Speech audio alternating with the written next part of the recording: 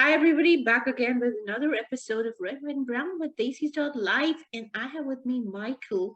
And we were supposed to have Shreya with us over here, but for some reason, we don't have her right now, but she might join us in a bit. However, we're going to get started with reviewing the shows for this week. Michael, how was your week?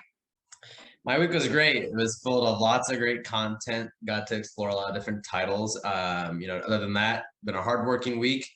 Getting to enjoy some of these titles that we will be sharing here soon. Very excited to dive into some of them. But nonetheless, pretty good week. Mira, how was yours?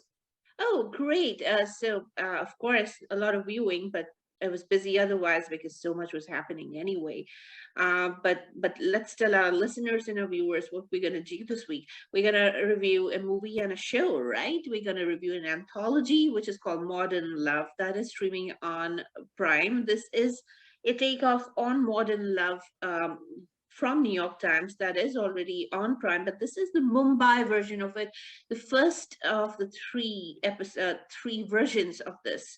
There are three sections to this. The first part of it just dropped on Prime, Modern Love Mumbai, and we'll talk about that. We'll review that, and of course, we went and watched Jayeshbhai Jordaar in theaters, and we're gonna be talking about that as well.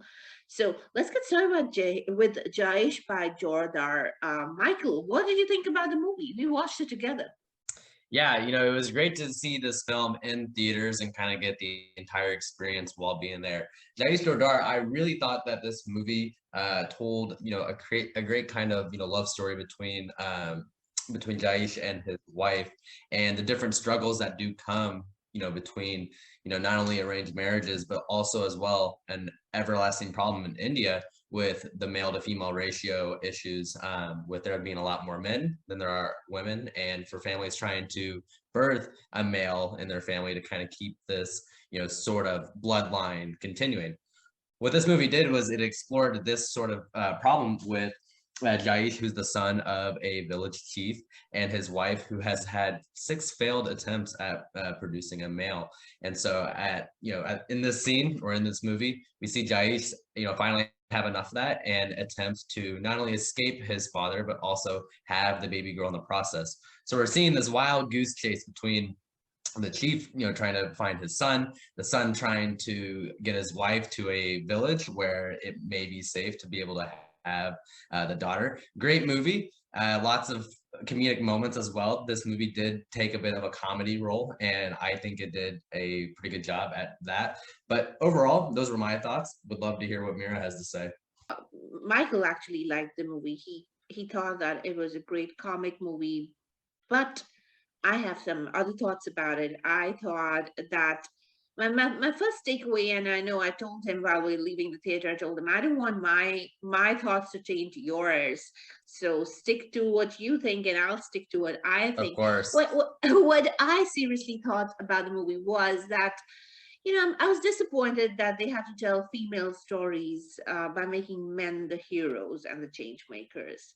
And I think it's a great way to stay politically neutral and state what you have to say very meekly. And that's exactly what this movie does in creating a protagonist out of the man with barely anything to do for the female. Shalini Pandey has even less screen time, fewer dialogues, and continued dependency that as an actor than the actor who plays her daughter, Siddhi, which is Jia, who gets to speak more than her and contributes significantly to the arc.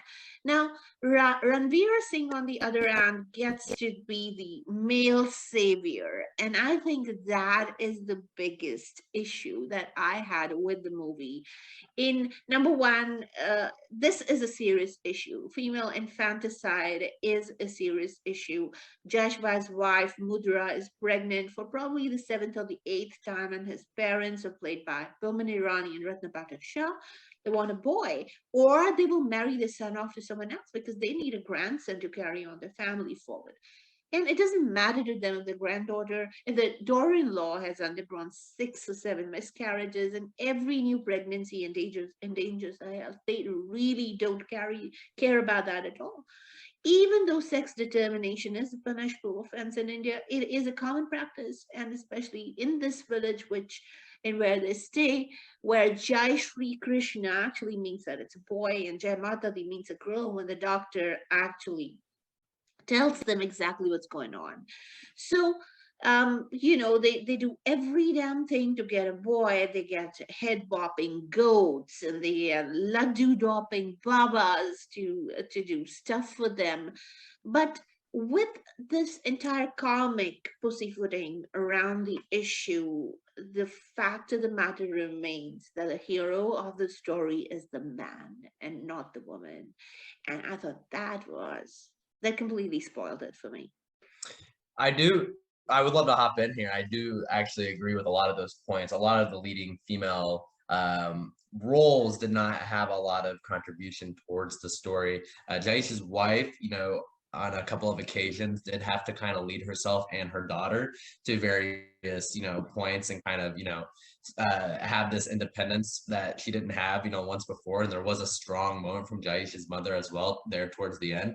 But that was really it in terms of, those kinds of moments. It really was this, male savior role that Jaish was having to, take on.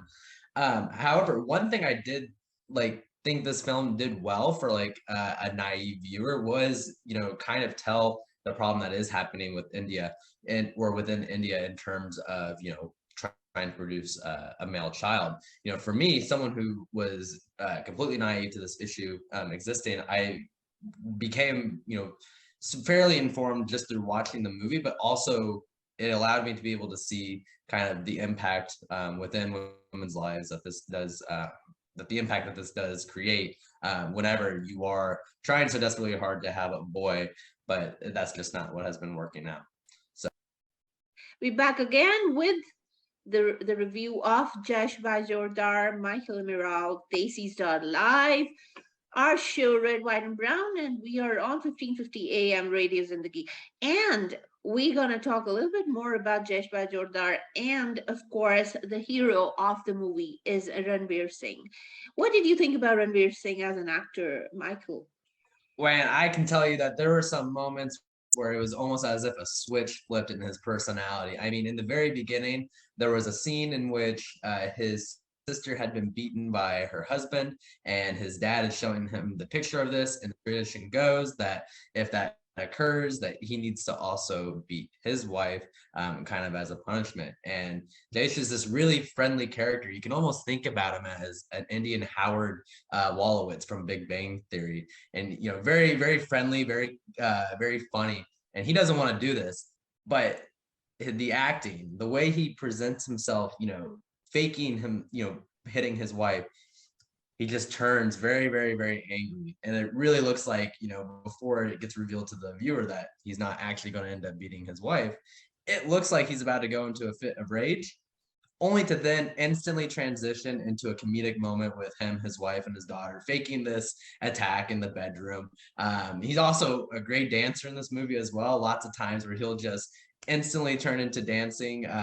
So in terms of acting, thought he had some great moments, thought he was able to deliver some really funny lines, and he even had a little bit of dramatic acting towards the end as well, whenever he was sharing things that he felt sorry about and felt sad about, and he had to actually fall into a fit of tears. So I thought in this performance, he kind of hit all the different angles on the spectrum, did it pretty well, and thought that a lot of the other supporting actors and actresses did a very good job as well.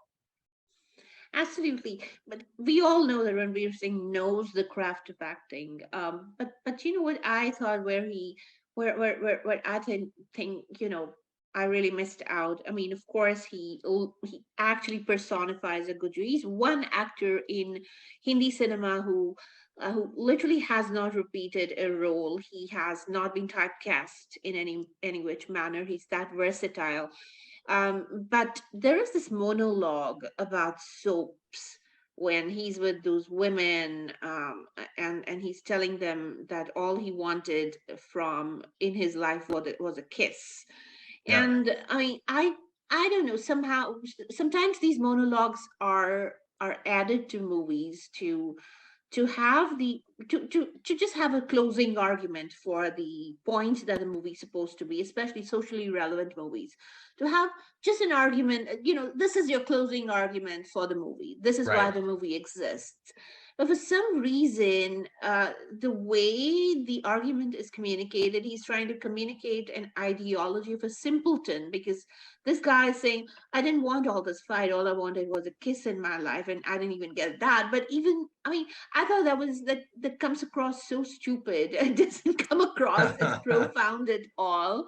That monologue was just not intelligent enough, and it trivialized the situation those women were in. They didn't have lives. They were getting beaten by their men. They literally did not know where to go cry. They would go and they'd go meet at midnight to cry, hiding from the world. They just did not have another. These are women that if they told the men that, hey, we're getting victimized, or somebody is trying to harass us, they would be asked to do stuff, not the men.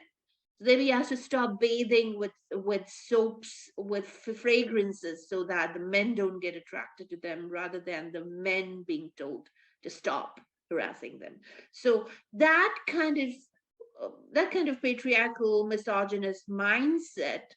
How did that monologue really work? I don't know, but sometimes his mannerisms across the movie were over the top. Of course, Boman Irani and Ratna Pathak Shah, such amazing performance. They really perform very well. The woman, Shalini Pandey, just does not have much to do in the movie except, may they be pregnant. And and the little kid was actually, she had more screen time than the mom did. So on the whole, I thought it was a average affair, and thought something was missing. I thought something was missing. I don't know about you, Michael. What do you say? Yeah, Verdict. I think if you're approaching this movie with, trying to, have it lay across, like a very, relevant, social conflict that is occurring within India, and for it to be able to, kind of explore it in a really, really meaningful way, this might not be the movie that you're looking for in that regard. However, if you are looking to, kind of enjoy not only a decent story, but also, a story that has some pretty good comedic elements. I thought this did do that pretty well. It did explore this topic, but it didn't do it, I would say, fairly surface level. Didn't really dive deep into it. And the production of that as well, as a byproduct, as we've mentioned, very little speaking time and screen time amongst the female leads and the female supporting actresses. But nonetheless, like in terms of, was this a movie that I enjoyed watching? I did enjoy it. Were there things that it could have improved upon? Of course. But in terms, that's my overall thought. If I had to give this a star rating, out of 10, I'm probably giving it, a 6, 7 out of 10. Very enjoyable to watch. Absolutely.